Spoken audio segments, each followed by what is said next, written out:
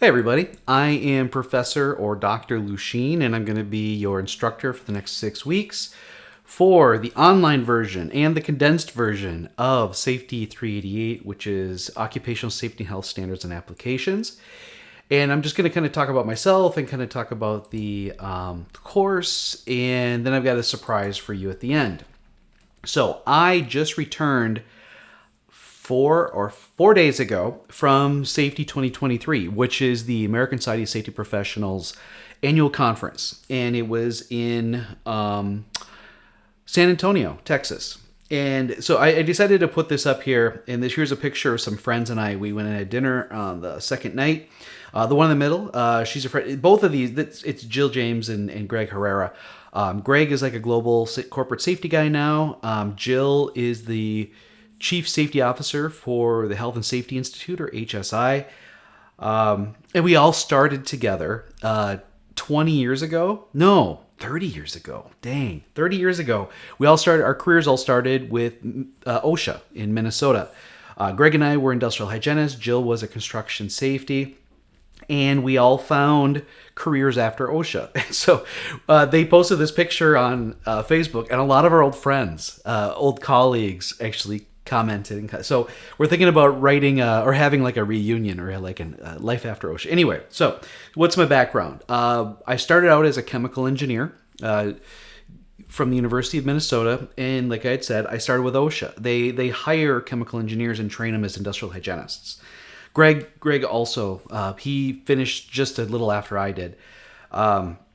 Jill has her master's degree from the University of Minnesota Duluth. So, worked with OSHA, picked up the safety side too. Absolutely loved it. I am a practitioner first and an academic second, for sure. Along the way, I got my professional engineering license in chemical engineering. Shortly thereafter, I got my Certified Safety Professional, or CSP. That's kind of the gold standard. It's almost like a law degree or medical degree or medical license to practice. I also got my Certified Industrial Hygienist. That was the last one I got, and I haven't not really planning on getting any more letters behind my name, but that's the big thing. Education. So after all that, I got my master's and my PhD from the University of Wisconsin-Madison in industrial engineering, which is interesting because it kind of changed the way I practice safety. I practice it now from the perspective of work, the design of work. If any of you have practiced before or spoke to someone who has, and you ask them what safety is, they tend to say, well, it's sending everybody home in the same condition in which they came in. I don't agree with that. Because you can go in and be very unsafe and not get hurt and go home the same condition. My objective is to allow each worker to get their job done successfully and safely, and then hopefully elicit some satisfaction from the work they're doing. So that's kind of what is safety. I'm trying to do those three things. If I can accomplish those three things, I know that I'm doing a pretty good job. And again, I also practice safety from the perspective of work, and that's where that came from. So that's my education. As far as volunteer experience, I volunteer a lot, both in and out of the safety field. Let's start like at the beginning of the year. So I am the coordinator for this archery class, basically 3 months long in the winter at the Stoughton Conservation Club. So I teach archery to kids. It's kind of fun. I help with my daughter's show choir. There's one day we have to put in like a 20-hour day. Yeah. I also am the PA announcer for my daughter's varsity softball. So I'm like a varsity softball announcer for home games. It's become kind of a thing I do. And I also volunteer very heavily with the American Society of Safety Professionals. I am currently the Region 5 VP, so I oversee 5 chapters in the Dakotas, Minnesota, Wisconsin, Illinois, Iowa, Nebraska, Missouri, Kansas. I think those are all of my states. I also oversee the student section. So if any of you are interested in becoming a student member, I'm going to try to make it so it's more available to our online students. including the master's students. So that's something I'm going to be working on this year, over the summer actually. So if you want to help out, you could use the help. For work experience, so I already talked about OSHA. When I went to graduate school at Madison, I was the assistant safety director for the Department of Health and Family Services. So I got to practice as I was in doing my master's degree, which I think was the best experience because it allowed me to do my dissertation in my workplace, and that taught me a lot. Essentially, even though PhD, I focus very heavily on sociology and psychology, and also research methodologies, all types. And that really expanded my technical background, my engineering background. My first job after grad school was at the University of Minnesota Duluth, where Jill got her master's degree. And I stayed there for 3 years and kind of updated their program. And then I've been at Whitewater ever since. So 13 years at Whitewater too. So that's kind of that, and I do consulting work. So that's pretty much my background. So I love to practice. I really would like if you guys would come join me on LinkedIn. It's something I require in most of my classes. I'm not going to require it of you, but of course. Now you guys are probably wondering, why does he have all these scary pictures? Because I'm a horror movie buff. To be be wide open with you. Love watching horror movies because I'm a problem solver. So when I watch them, I kind of put myself in the characters, like, oh, what would I do to avoid getting killed? I don't know. It kind of goes with safety too, doesn't it? So come and join me on LinkedIn. That would be fantastic. I'm very active on LinkedIn. Oh, so here's some pictures from Safety 2020. I think they set an attendance record. I think about 6,000 people attended. And what I have here is, the convention center. So as you get into this career, if this is the career you're choosing, you should begin by going to local professional development conferences, or what we just call PDCs. Then there's state PDCs, and then there's national, international ones. And so this is pretty cool. I mean, right over here, there's this lasso expert, and this is kind of cool. It was fun to watch. And the keynote speaker was phenomenal. He's a country music writer, and it was all about telling your true story. It was great. And then I've got the Alamo River Walk. I had dinner with the other regional VPs. There's 10 of us from around the world. And then I also gave a presentation on Monday afternoon with my friend Jill James on ESG. And if you're not familiar with what that is, well, that's something you can ask me about. Okay. Oh, you know what I did? I did do some recording of like the opening session, what it looks like. So take a look at this video.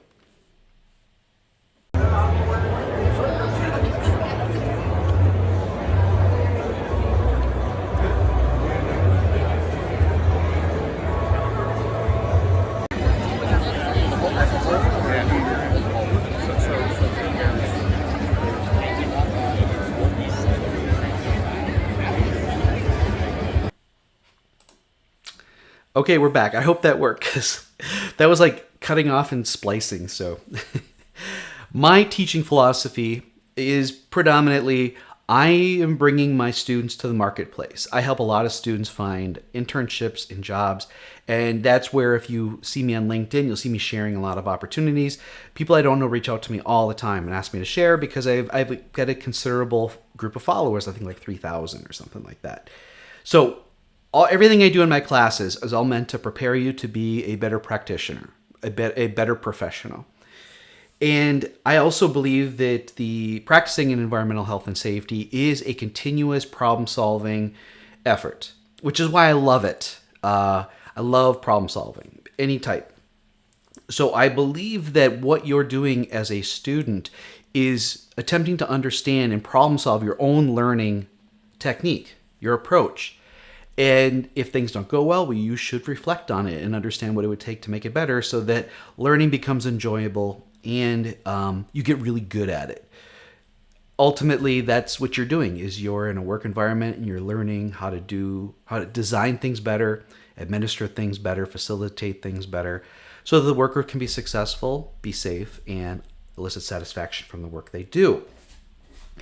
In my classes, I do not like to use multiple choice quizzes and exams.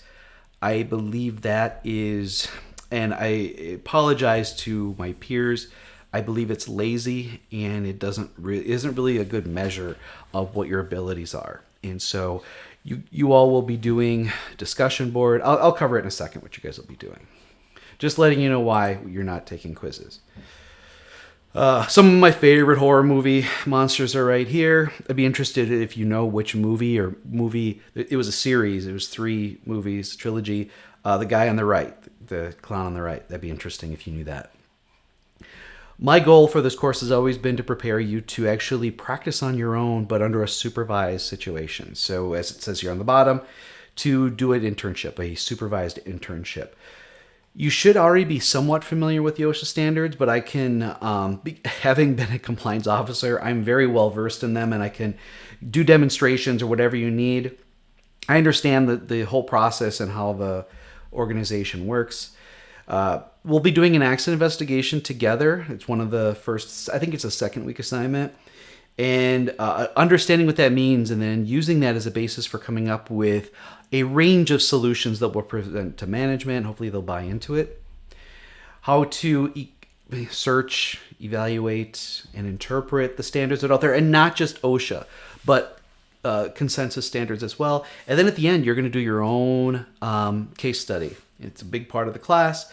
And in your survey, I ask you what kind of access to workplaces you have. We'll figure something out. I've had students do their course project at a Home Depot. I had one person go and do an audit at a baseball stadium. Another did it at Woodman's. So there's a lot of opportunity. You can go into public places and do this, but I may have some other opportunities, and we'll be talking about that as we go through. In week 4, we'll be agreeing upon the focus and the place of your final case study, and then you'll be presenting it at the end. So if you haven't done this survey already, please do. I believe 2 of you have done it, Lisa and is it Malika, I think? Thank you both for doing that. Also, update your photo on your profile. I believe it was Sergio, Malika, Lisa. You guys are all set. If I didn't say your name, please go in there and update it. That's great. Just because even though it's online, I like to get to know my students. We have weekly assignments due on Sundays, weekly reflections due on Sundays, weekly discussion due on Sundays.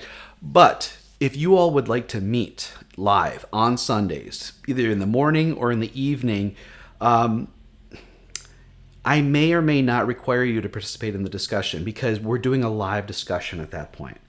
Let's find out how many people want to do that, because I don't want anybody to be doing it solely, but there'll be some sort of discussion assignment in some way, shape, or form, either on the discussion board, boring, or something live, awesome. Yeah, which one am I favoring? And then at the end, you'll do a final paper and presentation. So that's the breakdown of the grades. And I believe I do drop the lowest score for the weekly. So you'll have 1 assignment, 1 reflection, 1 discussion dropped, and that's how I'll calculate the grades for that. So basically each week is 5%. And then the final paper and presentation are 20%. Oop, I went too far. I also would like to connect everybody, I think is assignment in week 3, possibly in week 4, connect you with a mentor in an area of your interest. I've got a lot of friends and they're very willing to be interviewed and stuff like that. And so I'd like to connect you and let you hear from somebody other than me in this course.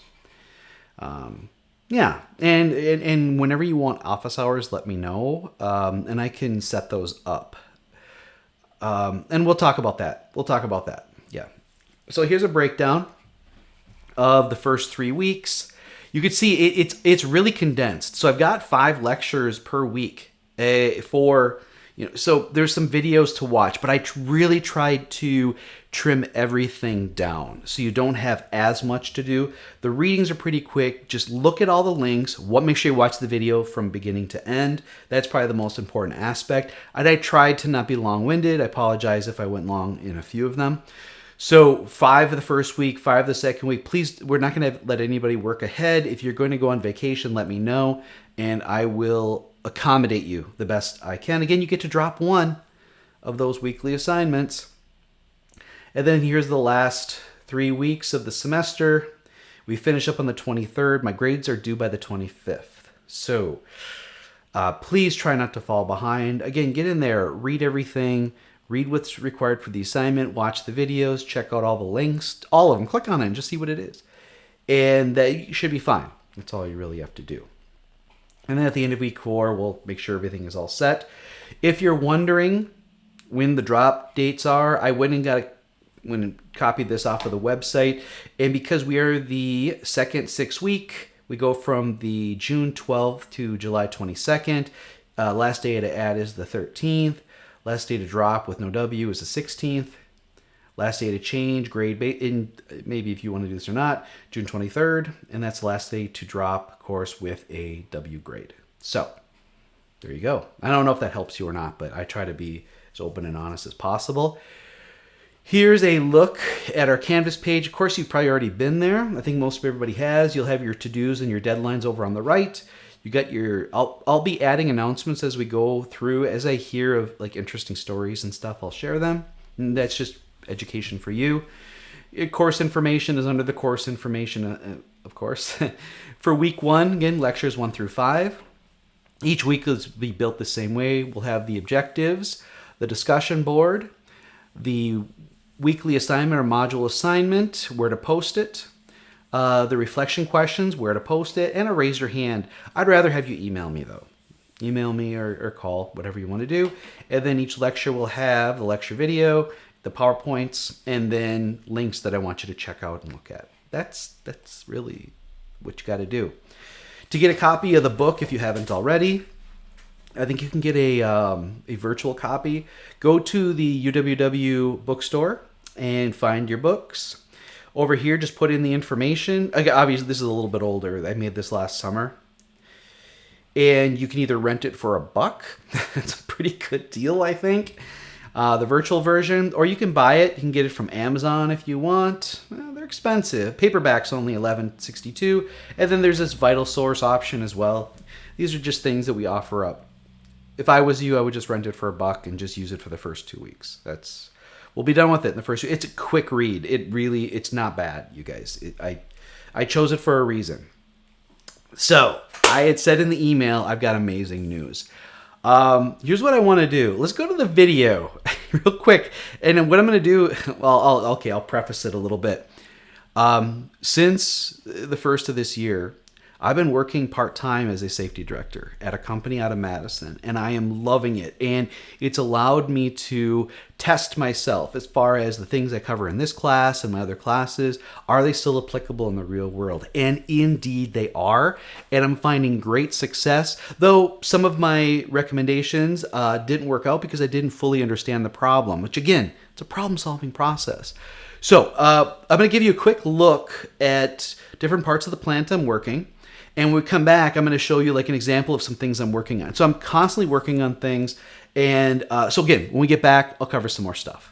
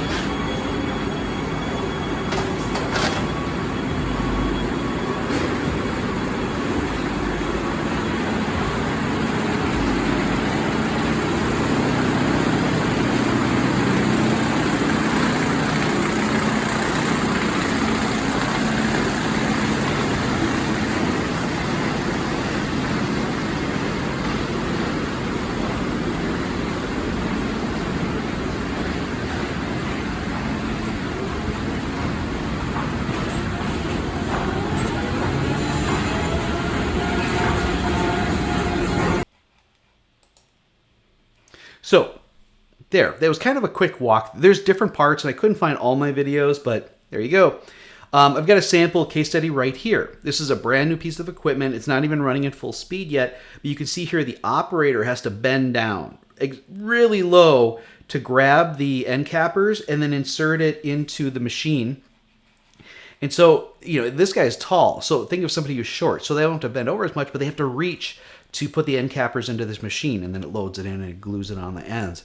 So that's a possible case study. I'm already working on it, but I've got all these real world case studies that I've either completed or I've put like on the back burner to work on. And these are things I can provide to you. I can provide you with videos. I can provide you with operator opinions and comments. So I can simulate real world stuff. And I think each week what I'm going to do is kind of give you sort of a summary video of here's what we covered last week. This is what I've been working on at my job. And it has been just an absolutely phenomenal experience. And I think I get to keep working on it over the summer and possibly into the fall. And I am just absolutely loving it. It's so great. I was excited. I think it's really cool. My students in the spring, they loved hearing about what I was working on and me sharing, the work I'm doing. And as we go through, I'll share actual photos, videos, and case studies for the topics for that week. But this week, we're kind of just getting some things rolling, and I want you to get comfortable with the class.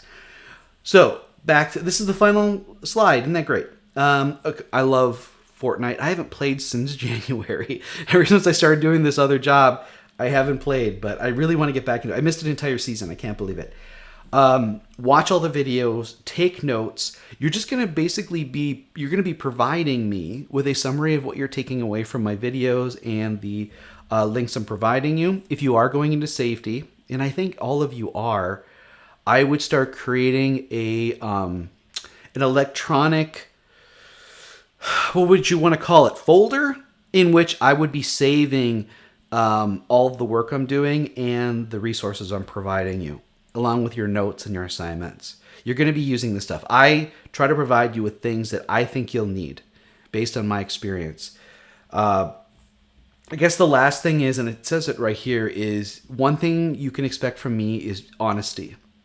I'll be up and honest. I'll be honest with everything I've experienced, answering your questions. I'll do the best I can. Again, I'm a practitioner first and academic second. And also I'll be as fair and as flexible as possible, because I know a condensed course like this, 6 weeks, it's going to be a lot. But realize I enjoy every aspect of this. And you'll see from my YouTube channel that, and that's where a lot of this stuff is. So it's not the quality production stuff, but it's the real stuff. It's me being honest and bringing to you the things that I've experienced or things that I've found, just to make the whole experience easier to consume and recall. All right, this went a lot longer than I'd wanted. Sorry about this, but I really look forward to working with all of you because, again, I love doing this stuff. Okay, I'll talk to you later.